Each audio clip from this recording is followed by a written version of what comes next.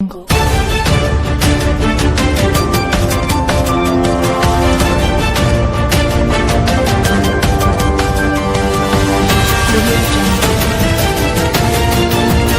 பார்த்துக் கொண்டிருப்பது புரட்சி நியூஸ் நேரலை செய்திகள்.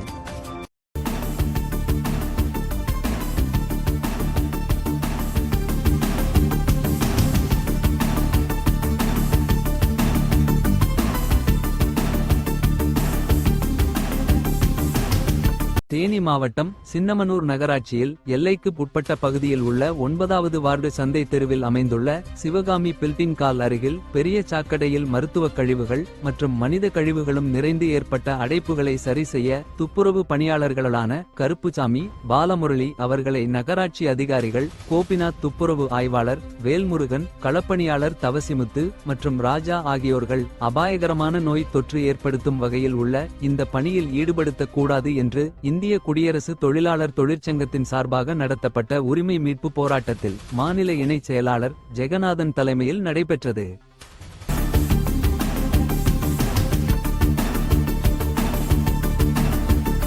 புரட்சி நியூஸ் செய்திகளுக்காக ஆசிரியர் புரட்சிதாசன். தினசரி நேரலை செய்திகளை உடனுக்குடன் தெரிந்து கொள்ள புரட்சி நியூஸ் செய்திகள் சேனலை சப்ஸ்கிரைப் செய்யவும்.